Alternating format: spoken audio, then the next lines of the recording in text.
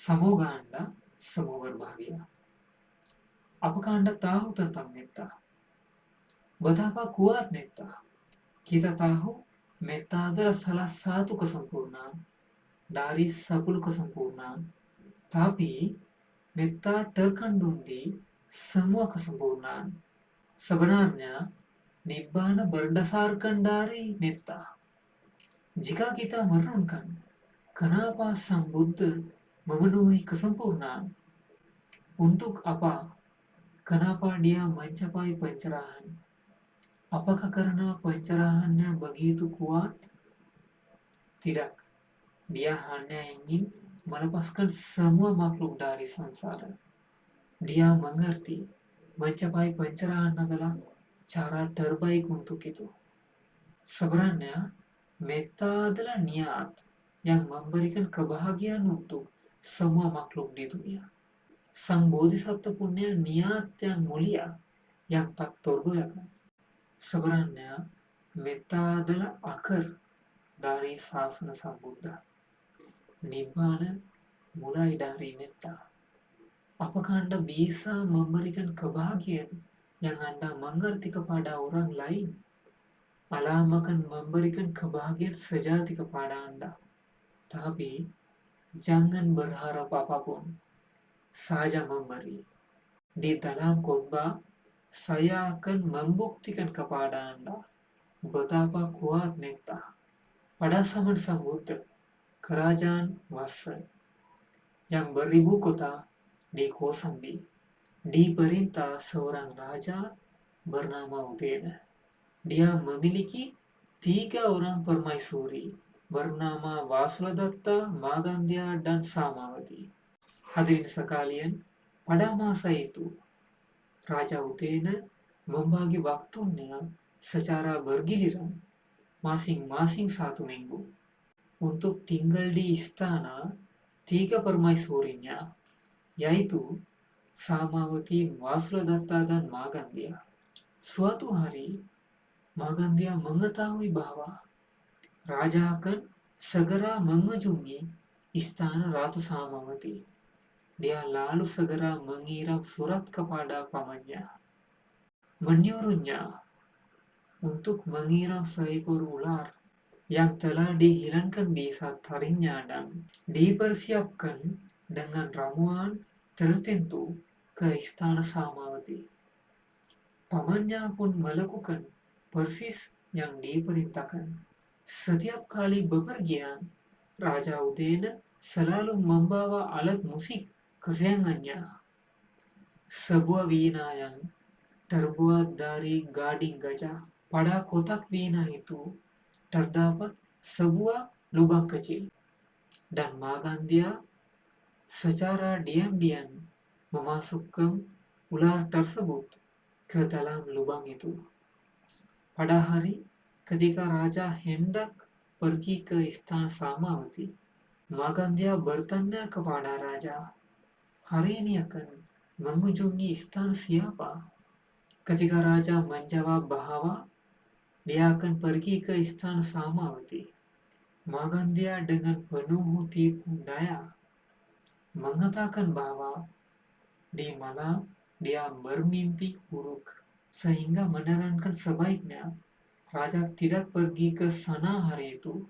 Namun Raja menjawab bahwa dia tetap harus pergi ke sana. Maka Magandhya pun ikut bersama Raja menuju istana. Sesampainya di istana, Raja menikmati hidangan yang lezat, serta menerima persembahan bunga dan pakaian dari Samavati dan para pelayannya. Setelah itu, Raja berbaring untuk beristirahat dengan meletakkan wina di dekat kepalanya. Pada saat itulah Magandhya yang berpura-pura berjalan ke sana kemari, diam-diam membuka penutup lubang pada kotak wina. Ular yang sudah 2 atau 3 hari tidak makan itu segera keluar sambil mendesis keras, mengembangkan tubuhnya, lalu jatuh tetap di atas tempat tidur Raja. Melihat hal itu, Magandia berteriak dengan histeris dan mendu bahwa demi mendapatkan perhatian raja, para wanita ini tega melakukan apa saja, bahkan ingin melihat raja mati. Dia juga mengingatkan raja bahwa dia sudah memperingatkan sejak pagi untuk tidak datang ke istana Samawati. Tetapi raja tidak mau mendengarkannya. Di tengah situasi yang sangat penting dan menakutkan itu, Ratu Samawati menasihati 500 wanita pengiringnya dengan bijak, mengingatkan mereka bahwa saat ini tidak ada perlindungan lahiriah lain yang bersisia. Oleh karena itu, dia meminta mereka untuk mengembangkan dan memancarkan cinta kasih yang tulus kepada raja dan sedang murka kepada permaisuri lainnya, serta kepada diri mereka sendiri, dan berpesan agar tidak marah kepada siapapun. Raja kemudian mengambil Raja kemudian mengambil busur besarnya yang sangat kuat, memasang anak panah beracun, lalu menyuruh Samawati dan para wanita lainnya berdiri berbaris. Dia mengerahkan panah itu tetap ke dada Samawati dan melepaskannya. Namun para hadirin sekalian, karena kekuatan meta yang luar biasa dari hati Samawati, anak panah itu berhenti di udara, lalu berbalik kembali melalui berjalan yang sama, seolah-olah hendak menembus dada sang raja sendiri. Melihat kejadian ajaib itu, raja sangat terkejut dan merenungkan dalam hatinya bahwa panah tersebut mampu menembus batu dan tidak ada yang dapat menghentikannya. Namun hari ini panah itu justru berhenti dan kembali kepadanya. Raja merasa menyesal karena panah yang tidak memiliki pikiran pun mengenali kebajikan Samawati. Sedangkan dia sebagai manusia justru tidak mengenalinya. Raja segera melemparkan busurnya, bersujud di hadapan Samawati, dan memohon agar Samawati melindunginya. Karena Samawati adalah satu-satunya tempat perlindungannya. Saat itu, Samawati menjawab agar raja tidak berlindung kepadanya, melainkan berlindung kepada beliau yang menjadi tempat perlindungan yang sejati, yaitu Sang Buddha. Raja pun menyatakan bahwa dia akan berlindung kepada Sang Buddha. Namun Magandia masih dipenuhi kebencian, berpikir bahwa semua rencananya selalu gagal, sehingga dia harus mencari cara lain yang lebih kejam. Suatu hari, ketika raja sedang berada di taman kerajaan, maka dia mengirim pesan kepada pamannya agar membakar istana Samawati.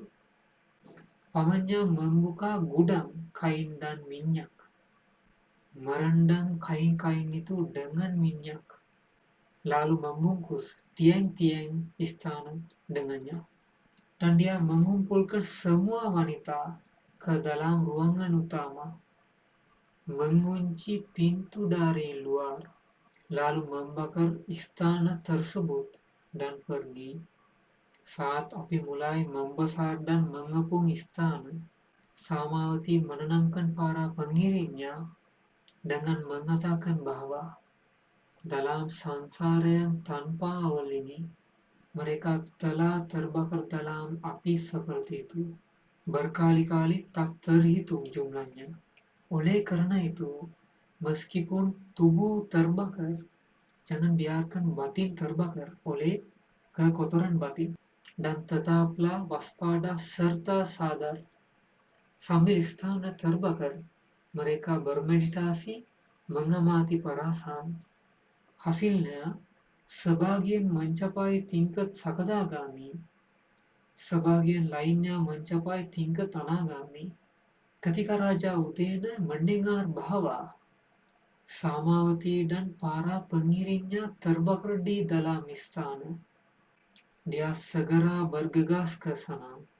Namun sesampainya di lokasi, istana telah habis dilalap api. Moha sambandano loko babbarupo dissati upadibanधनो बालो tamasa parivarito sassatiriva dissati passato natti kincananti.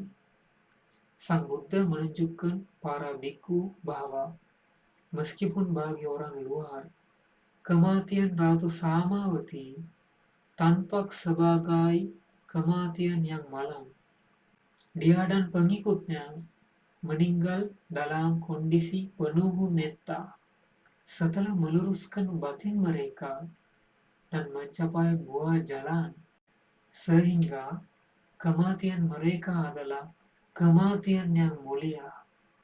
Namun, meskipun Magandhya dan pengikutnya masih hidup, karena batin mereka terbakar oleh api kekotoran batin, beliau bersabda bahwa mereka seperti orang mati yang berjalan di antara orang hidup.